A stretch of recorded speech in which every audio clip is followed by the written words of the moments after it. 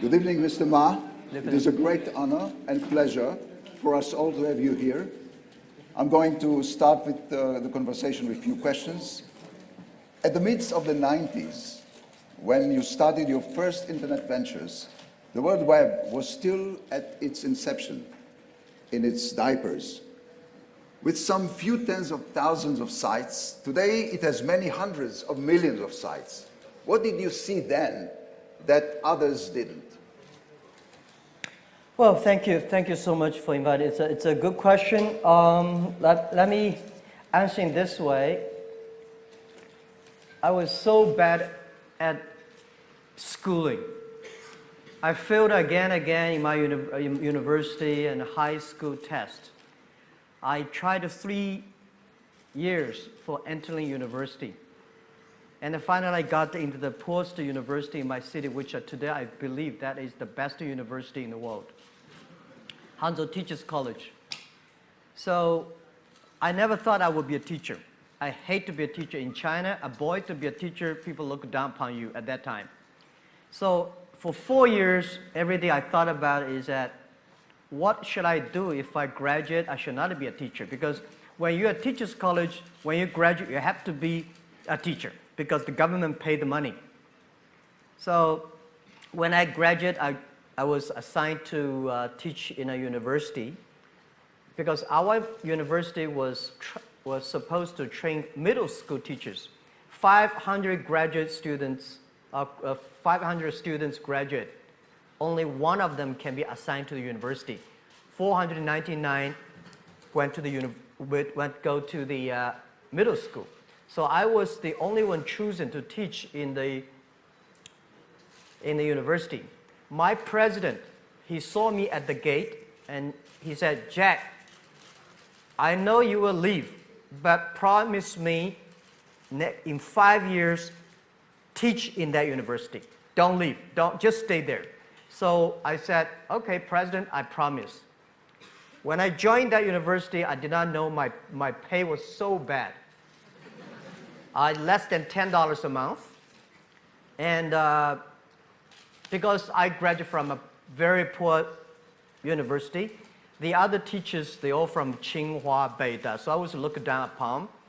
But I promised for 5 years. So for 5 years, I've been teaching, I worked hard, and then I was elected by students the best teacher of the university. And then I said, okay, 5 years, I kept my promise. Number 6 year, I started to love to be a teacher. And then I thought, everything I taught my students are the things I learned from books. I should leave the school, spend 10, 15 years, get all the experience, and then go back to teach. Then I could be a good teacher. That was thinking. Then I went to the United States. They're still waiting for you. Yeah, so then I went to the United States. I found the internet. I just wanted to find a job at that time. I'm looking for a lot of jobs, all filled. People don't want me. They say, I know, even looking for a job in a hotel, they say, "Hey, you're not good looking enough." So I discovered the internet in Seattle, 1994 in December. I searched the word beer. I was so scared of the computer. And my friend said, just to search whatever you want to search. At that time, there's called Lycos. The earliest Mosaic, the browser, very early days. They say you search anything. So I first word search beer. There's no beer information on the internet from China. There's a Japanese beer, German beer, US beer. And then I search China. Say there's no data about China.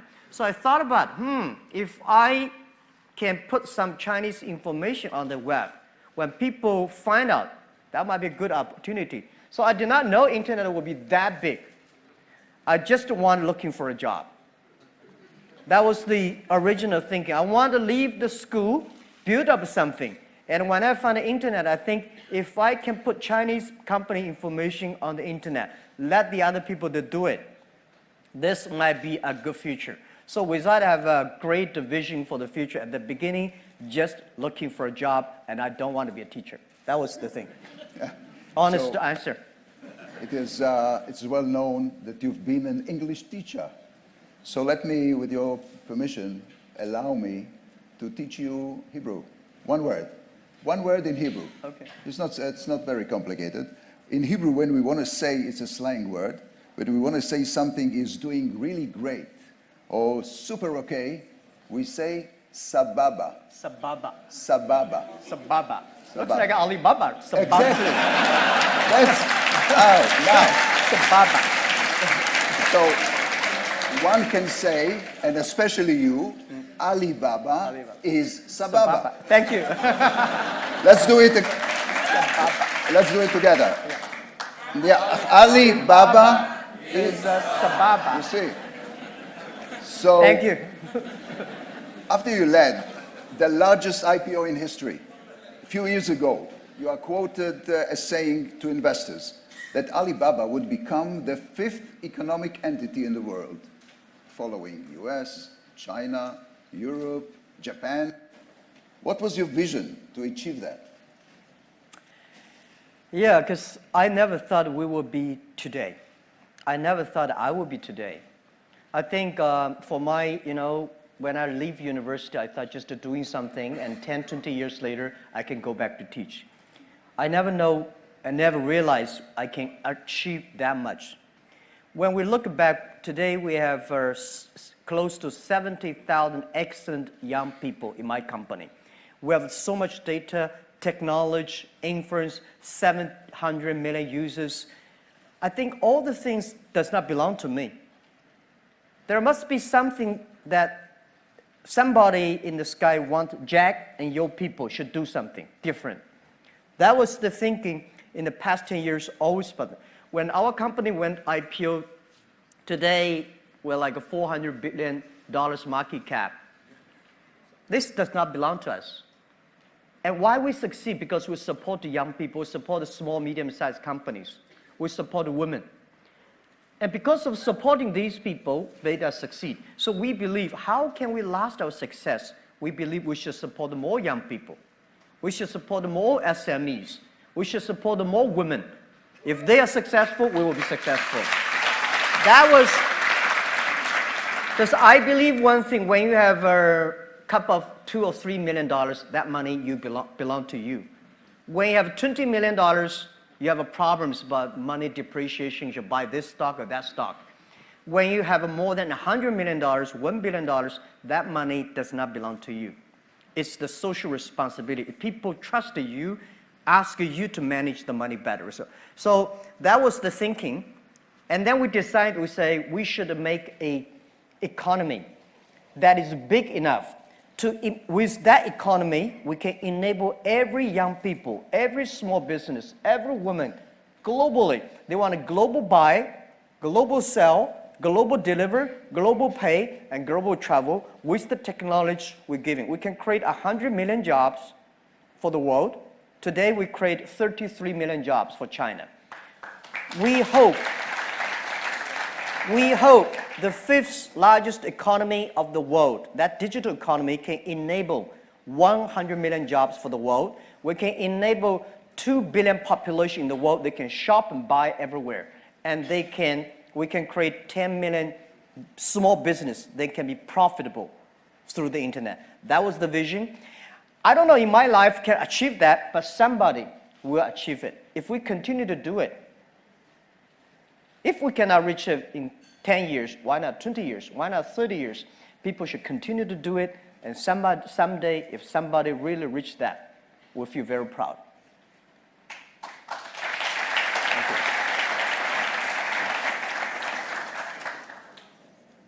Shall I pour you? No, thank you.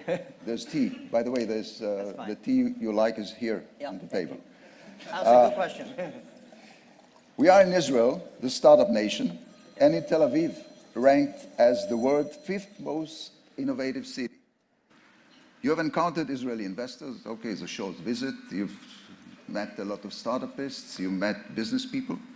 Could you relate to the Israeli business spirit or our position in the global tech arena? You mean our position in the global tech arena? You know what? I will do it easier. Oh, yeah. Do you have any plans of a flag of Alibaba in Israel, in Tel Aviv? Absolutely. we've been thinking internally, we discussed a lot about where in this world Alibaba should have our base labs that should have our people that working together to reach, because the fifth largest economy does not belong to us, does not belong to Jack Ma and Ali. It belongs to the generation of this generation, belong to the world, belong to all the young people believe in the future, belong to the people who believe the technology can enable people. So one of the three countries we talk about is Israel. So we all talk about we should come to Israel, have a lab, and inviting the excellent, smart young people in Israel, join the force together. Let's build up an economy that can empower young people, small business and women. So this is, we think, and actually we have already invested in 5 companies here. We only have 12 people here. So this trip we brought almost 40 Alibaba senior management team, 40 heroes, not the thieves. We came together, we learn, we experience, and we feel it. Everybody's so excited. In the past 3 days, every night, we debate, we discuss, we share until 11:30. Last night, we 11:45. We think we can do a lot of things here.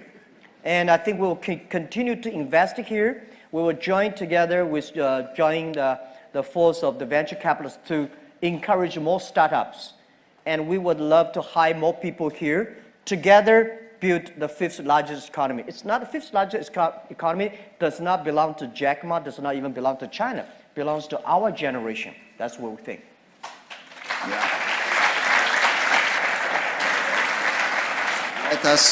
Let us take some questions from the students. Let's start with Ms. Fayrouz Rizkallah. She is from Israel, student of Eastern Asian Studies, Faculty of Humanities. Fayrouz, please.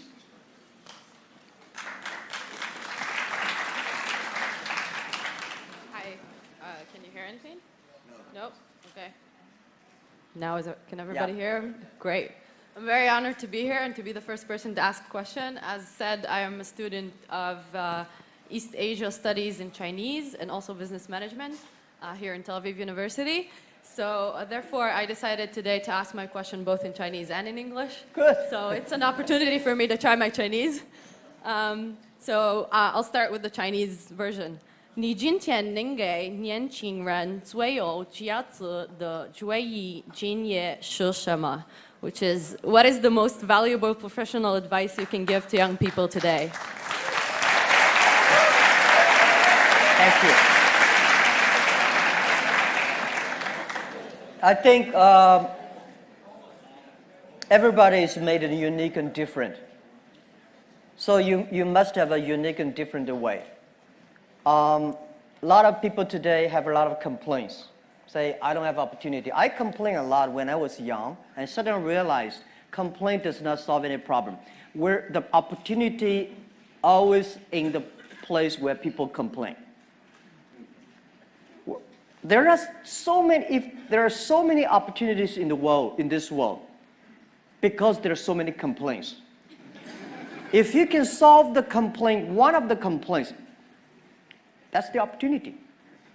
So this is what we made. I think young people, if my advice to be an entrepreneur, don't be scared of failure, of setbacks, and don't give up. There are a lot of books written about Alibaba, about me, which I'm scared of. One day I was reading on the plane, that's many years ago, in the newspaper. I was reading a guy introducing a guy, very great. And finally I think people are talking about me. No, that's not me. It was an article about a great person. And then finally I find out they are talking about me. I'm not that great. That's not me. Right? I want to say is that if there's a book I want to write, it's Alibaba 1001 Mistakes. We came today to now. We made so many mistakes. People say, you are lucky. Yes, we are very lucky. We've been only 19 years to today's size. But we've gone through so many tough situations. We made so many mistakes that people cannot imagine. probably 90 years, just like Israel. For 70 years, your country grew from nothing to today. You have gone through so many tough experiences, and that will make you different. That's what my advice.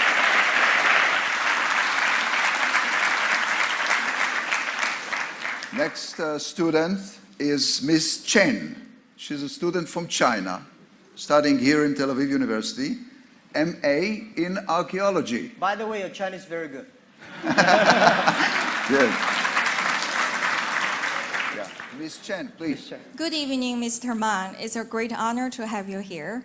And you know, Taobao means a lot for Chinese overseas students, especially in Israel. My question is, if you could magically meet anyone from the past, who would that be? Thank you. Meet or be the person, that person? You mean magically Meet that in person? Yeah. Well, there are a lot of people I want to meet. In China, if the person I want to meet is Deng Xiaoping, without him, there would be no Alibaba. It's the reform. China was so set back and closed.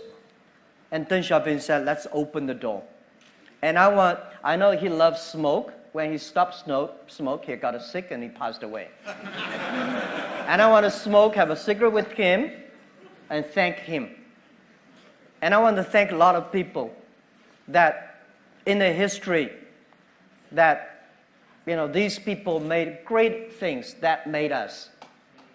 So I think that Deng Xiaoping I would love to meet. And also Albert Einstein, right? And I also love to talk to the famous Jewish, Karl Marx. You know, he influenced China and all of that. I want to know more about his real thinking behind it. Yeah, so I think in the history you can see a lot. I want to meet a lot of people. But today the good thing is by reading books you talk. But a lot of books I start to suspect because a lot of books about us, which is not true. Even if we are still surviving. I mean, so talking to the people is a great opportunity. Thank you.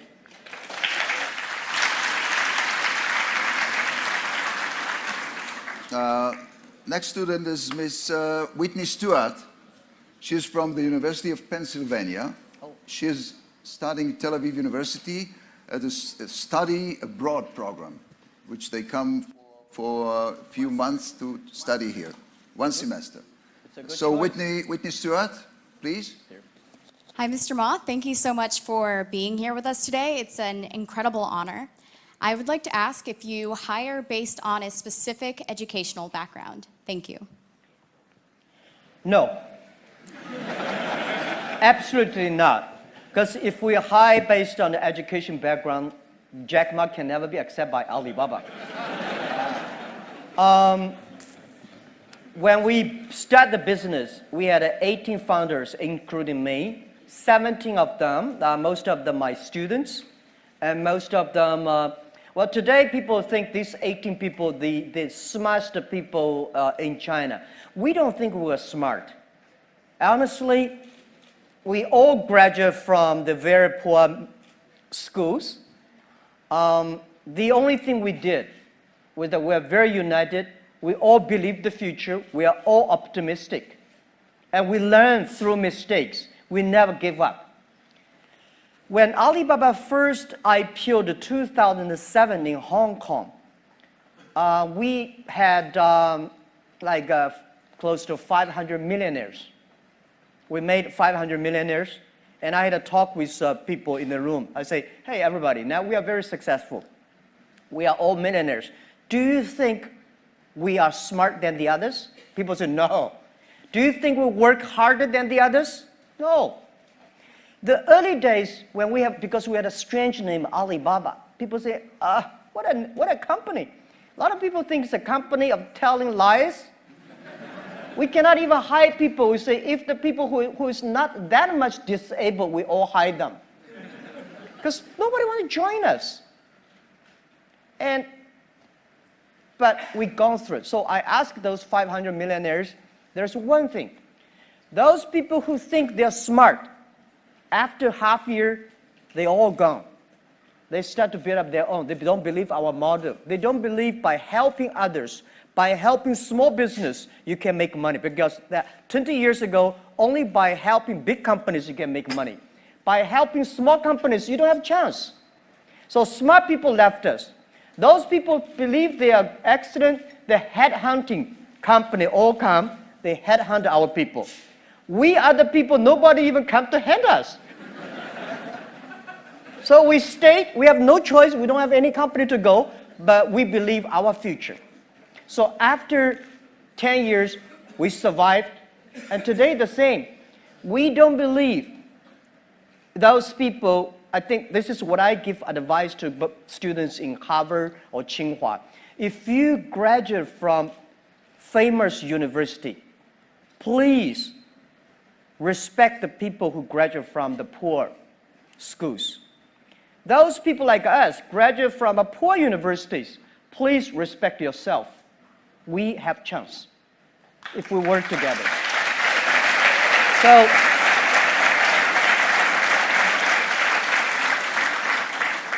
of course, we would love to have great students from Tel Aviv, from Tsinghua, or Harvard. But the most important is that you find the people with the fighting spirit, learning spirit. And this is what we hire people for, not because which school you're from. Even to now, we said we would rather not having students from Beida and Tsinghua because we believe Beida, Tsinghua University should go to the small, medium-sized companies, not us.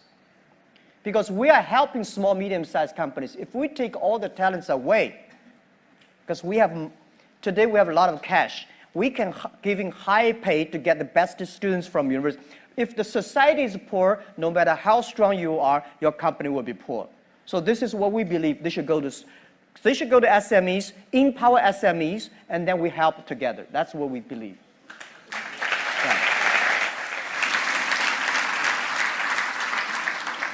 Ms. Shani Masti, a student of industrial engineering, please. Hi. I really appreciate the vision that you have for the younger generation. And considering that, I was wondering, what do you wish for your children? My children. I want them to be healthy, to be happy, do things what they like. They don't have to sort of like do what the father wants them to do. They do things what they want. The only thing I think as the parents should giving them health, optimistic for the future. No matter whatever in your life you will encounter all kinds of things. Be optimistic. And next is education. If she wants whatever education wants, I support her. Rest of it, she goes on her way. So this is what I expect my kids to have: good health and happiness. Don't be Jack Ma second. It's tough. Because I know I'm not me. I don't want my kids, unless they want to, right? I think I would tell them, it's very lonely. You have to have a strong will. Normally, if you want to be leaders means loneliness. Leaders means responsibility. If you're responsible for one person, you are yourself. If you are responsible 8 million people, you are Prime Minister of Israel. If you are responsible for 1.4 billion people, you are President Xi Jinping. So it's about responsibility. Not everybody would love to do that. And it's okay. But this is what I give my children. I want them to be happy and healthy.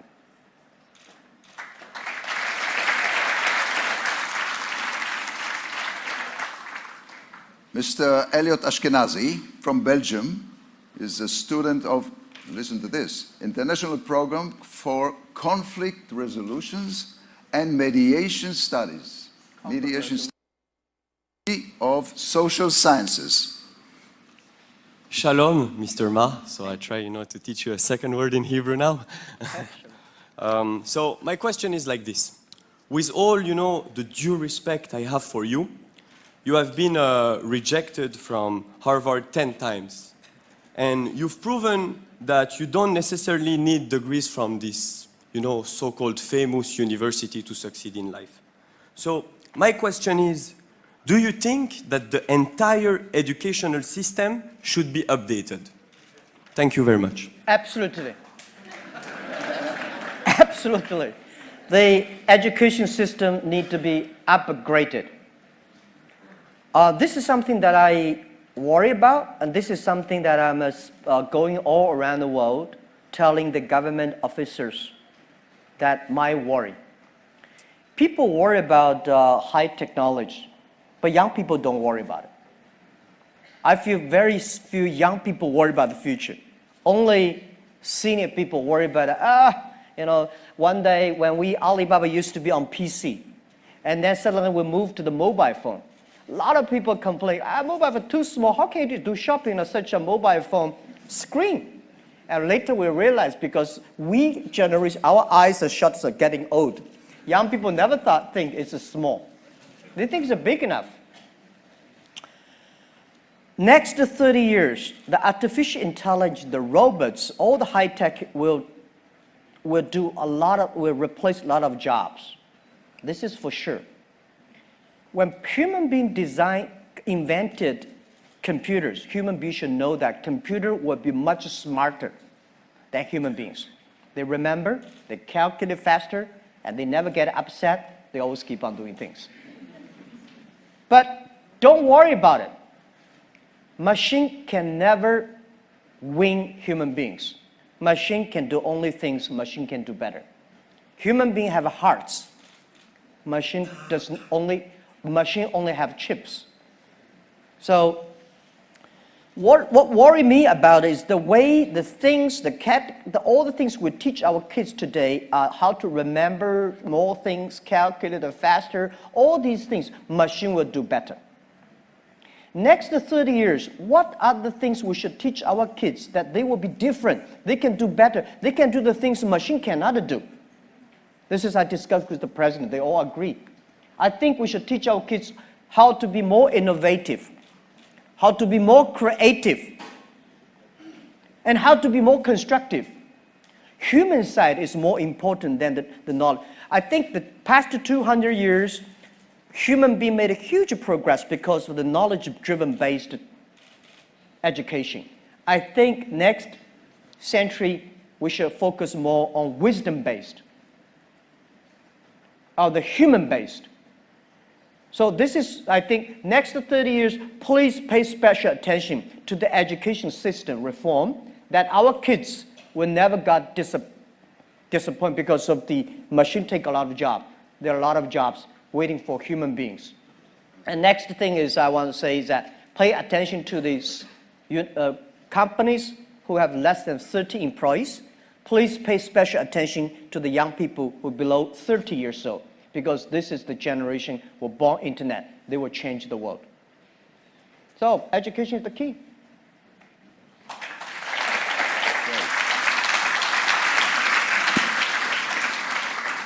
Next student is Yaden Shefi, student of accounting and business. Please. By the way, we need a lot of social scientists in Alibaba. Because we have so many, we are managing an economy over 700 million people. That's so complicated. 1% of the bad guys, we got 7 million bad guys. And how to deal with it? Not all, it's not only bad guys. Some people have a strange behavior, but so what Alibaba needs is not only engineers and software programs. We need a lot of psychologists, social behavior experts, and this is something that we have to manage. So yeah, but thank you for the question. Okay, so my question is, what was the most valuable professional advice ever given to you? Again? What was the most valuable professional advice ever given to you? Given to me. Yeah. What professional advice, the best that you can recall, was given to you? Well, the first 2-3 years for Alibaba was a disaster. We did not have a business model. People in China did not believe internet. People did not believe e-commerce. What we did, the 18 people together, like 40, 50 people, we only have a vision. We don't know how to do it. And then we got an excellent person. He worked more than 30 years in GE. He gave me, said, Jack, it's about the system. It's about the people, value, mission, and people training. That's the best. And then year 2002 and 3, 4, I spent a lot of time training our people with the value, mission, and professionalism. And then we got more managers, more leaders than most of the other startups. Then we started to go better. It's not about business model. Later, it's about create values for the others. And that is very good advice for me. And we made Alibaba different. Even to today, we are still so much mission-driven, value-driven. And I believe we want to last 102 years. We were born 1999. Last century, we had 1 year. We want to go through 100 years this century, plus 1 year, 102 cross 3 centuries. So in order to survive, we have to be mission-driven, value-driven, and people-driven. Today we do e-commerce. Tomorrow may not. The day after tomorrow, we don't know what we'll do. But if we're mission, value-driven, if we believe young people, if we want to supporting the other people to be more successful, there is always business model. There's always money to make. That's what we believe.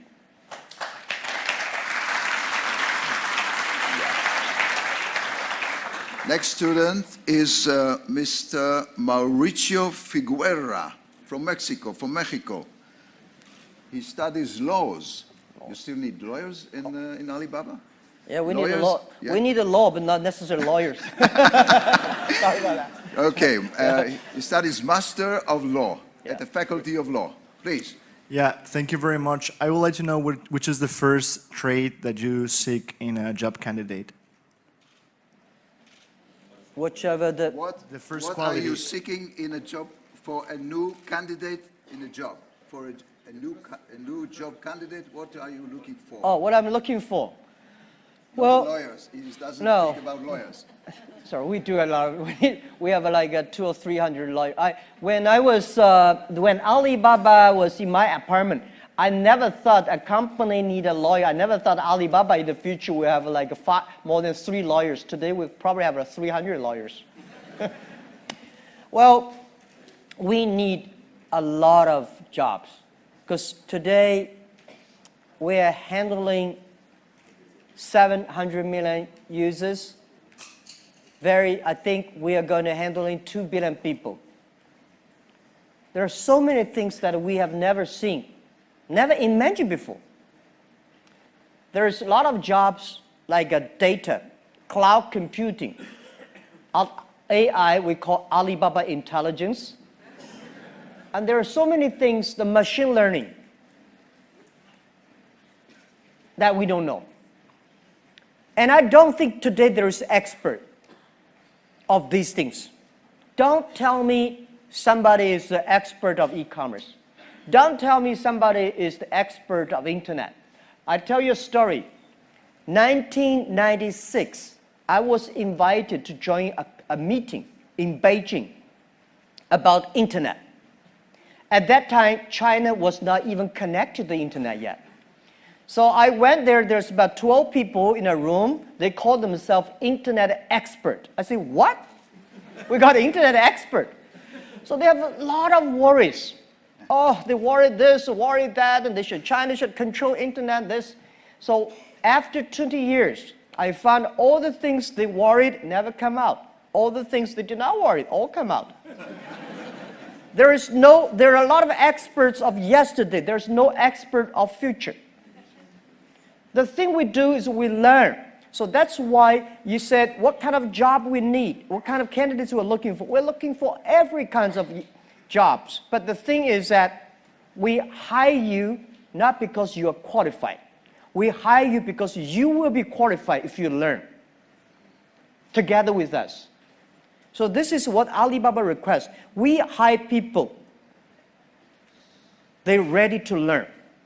They're ready to take risks. They're ready to fail. And they're ready to suffer. And we believe maybe 15, 20 years later, they will be the expert of their own field of the history. That's what we think.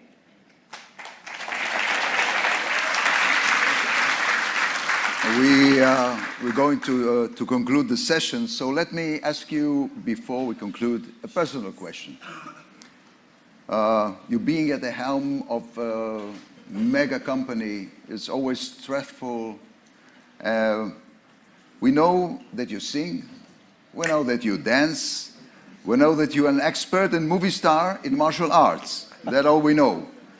But what do we don't know that you do only for yourself? To relax, to wind up? Tell us something that we don't know. Of course, there are a lot of things you don't know, and And we won't know. Okay. Yeah, you say I sing. I sing very good in my bathroom. But when I sing in the public, always feel. I feel this 3 times. In front of my colleagues, first time I feel 30,000 colleagues in the big auditorium. I thought I can sing well in my bathroom, so I started to sing there. Filled. And I love to paint. Oh, that's new. Yeah, I love to paint, but I'm not traditional painting. I think if Picasso can do it that way, why should I cannot do it that way? But I painted, and I got criticized by a lot of artists in China. They say, you are destroying our art. There are 3 Jack Ma's, I think. The first Jack Ma is people's imagination. You think he's great, he's bad. I think Jack Ma is not great, is not bad, he's not smart, he's a normal. The day when I told my 17 founders in my apartment, I say, if Jack Ma and his team can be successful, 70 or 80% of young people in China can be successful. We're not smart, we don't have money. We don't have technology. We don't have anything. The only thing is that we work together for future.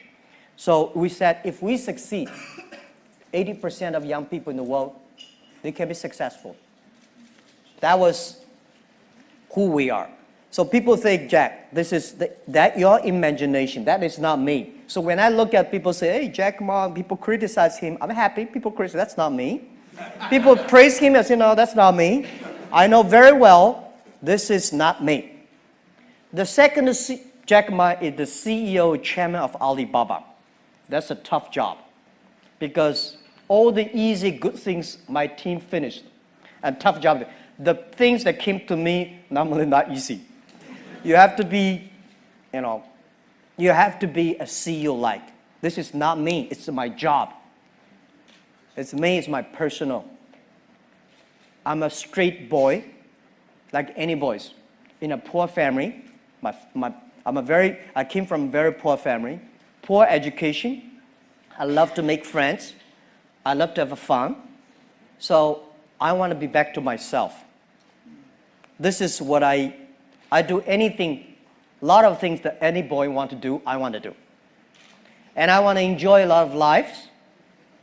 But this is why I want to retire early. I can go back to myself. Because this is not me. This is my job. And the real Jack is something that I always want to come out. And every year I want to sing, I want to do something new. Well,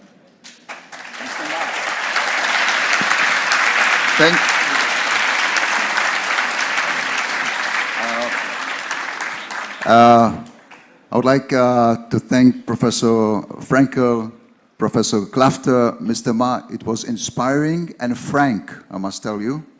Dear audience, Mr. Ma is shortly be awarded a Tel Aviv University honorary doctorate. So let's give him a round of applause.